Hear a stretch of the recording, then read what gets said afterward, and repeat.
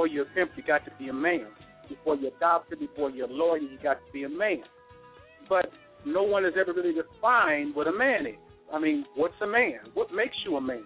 I have a client that I coach and advise, and I explain to him dealing with his wife. I say, listen, man. I said, and I learned this from the game, everything breaks down to value. Now, I want you cats to really listen to what I'm saying. Get your pens out. Get your paper out. I'm not being funny. I'm not being facetious. I want you to write this stuff down because it's going to sound good, and you're going to say, oh, man, that sounds good, but write it down if you want to utilize it for your life. Everything breaks down to value. Give you a perfect illustration. Say you got an average girl and an average guy in America, and they have a relationship, boyfriend and girlfriend. In that average relationship, the girl feels that she's more valuable than her boyfriend. You can ask that girl, hey, would you allow your boyfriend to be with another girl while he's with you? Would you allow him to have another girl? She might cuss you out. Heck, you I won't, and get angry and frustrated with you even asking her that question. But ask her a different question. Ask her a question like this. Ask her, if you had an opportunity to see your favorite movie star, your favorite rock and roll singer, if you had an opportunity to be with your favorite actor, even though they're married, would you be with them? And if they was honest, they'd be like, girl, yes, or yes, I would. Well, the question is, why would you be with your favorite actor, your favorite sports figure, and your favorite singer, and he had another girlfriend or a wife, but you wouldn't let your boyfriend have another girl? Why would you do that? You know the reason, Tweet? What's that, sir? The reason is because she feels like the movie star, the actor, the singer is more valuable than her. So when you see something that's more valuable than you and you feel like it's more valuable, then you're willing to accept more from it. There's a parallel line from what I'm telling you to the Bible. See, in the Old Testament, they had multiple wives. And there was never, and I'm not promoting this to nobody, I'm just breaking down something about value, right? I'm making a correlation between the Old Testament, between pimps, and between value. In the Old Testament, there was never an argument about how many wives a man had. There was only argument about how many children one of the wives had. If one of the wives got more children than the other wife, there'd be an argument. But there was never a problem about how many wives a man had. Well, why is that? Why in the Old Testament was there no argument? Because back in those days, the value of a male child or the male was 10 times more valuable than a woman. A woman wouldn't even consider doing her duty until she birthed a man, her husband, a male child, because the value of a male child was so much higher. Therefore, the value of men was so much higher than the value of women. So because of that, women were just honored to be with a man, even if he had 5 or 6 wives, because his value was so great.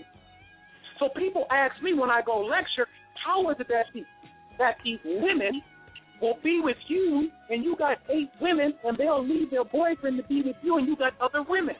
I said, because I build value in myself. Well, how did you build value in myself? Well, the average man is taken over by a woman's sexuality. I'm not. In order to be successful in what I was doing, I had to minimize the power of her womb. I had to make her womb of no consequence to me.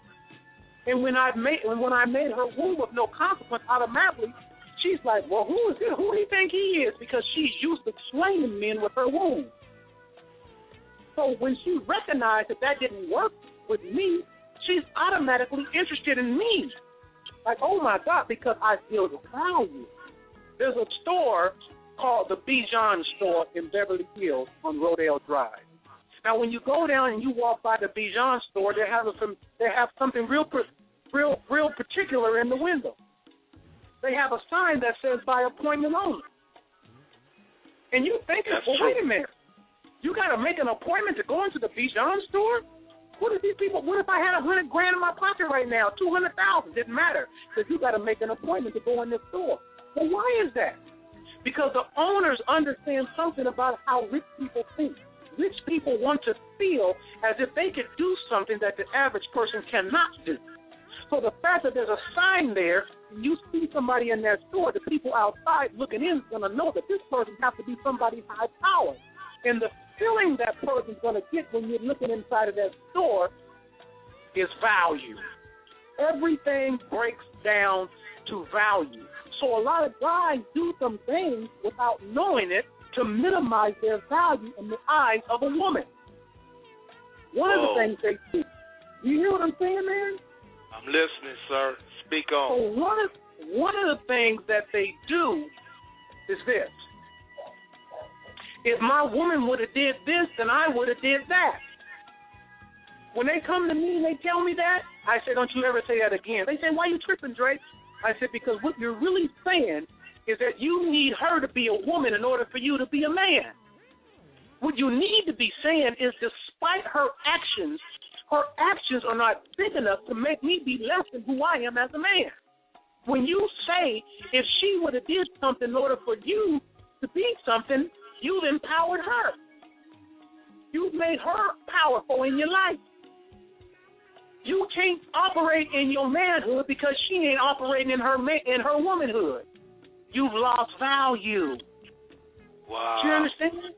Yes, sir. So a lot of guys out here are making moves and losing value without knowing in the woman's eyes with that emotionalism. I told the guy this. I said, listen, you know why my wife today respects me? Or you know why I have respect? I've been married 15 years this year. But do you know why I have respect in the game and I reserve respect right now in my relationship? Because I constantly am showing my wife I could do something better than she could do. Because if you don't show a woman that you could do something better than she could do, she don't got no reason to respect you. Because she don't think you just like her. So if you go into a situation and your reaction to the situation is the same way she's reacting to the situation, she's going to ask herself, why should I follow this cat? He's acting just like me.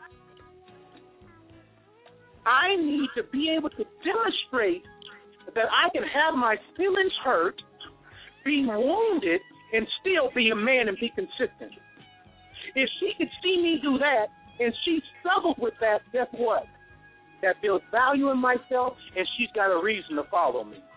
If she see you acting just like her with every situation, she ain't going to have no reason to respect you because you acting like her, which means you acting like a woman. But a lot of these guys never had nobody to convey this information, so they're walking around not knowing what a man is and how to be one. That's why they come to me. So in our community, they ain't never heard what I'm telling them right now today. They've never heard it nowhere. But now that they've heard it, and I hope they've written everything that I said down, they will begin to apply it. And young cats or older cats, if you apply what I'm telling you every day of your life, you're going to see the tables turn in your life. But you cannot minimize yourself by acting like you're a woman. That's right. Because they will not respect you, as you said, and they won't follow you, as you said, and they won't listen to nothing that you say. So you are like absolutely 100% right. Right. I got another caller. All right. Hold on one second. Caller, last 4 digits, 4810. You are live on 93.3 FM with Gorgeous Dre. Hello. Hello. Yes, sir. Yeah, it's Rick again. I had to come back for another dose, man. Okay, right. Rick, it's all good. Yeah, and that conversation right there had me just to the screen as the last one. I couldn't get enough, Dre. That was so solid, man, and that was so real that, you know, you might have to repeat that phrase to me one more time so I can jot this on down. When you said to take notes, you was not playing. What's the last thing you said? I said, when you told us to take notes, I said you were not playing because it was definitely inspirational. Yeah, it's necessary, man. That's why I told you guys to write it down. Understand, the principle of what I'm saying is everything breaks down to value, Rick. Everything in life, right? And a lot of things guys are doing without knowing, they're devaluing themselves in the eyes of their woman. They don't even realize what they're doing by some of the moves that they're making, right? So now, what I was explaining to you that a woman will accept more from you if you're valuable to her. If you're not valuable to her, I'm not talking about accepting something that's going to hurt her in any capacity. I'm just saying that you've got to showcase the value of your manhood. The reason why I was successful in the game, the reason why I was able to have, you know, multiple women at one time is because one thing I wasn't allowed. See, when you lie to a woman, you minimize your manhood. What you're saying is that you have to creep and yield in order to have this woman.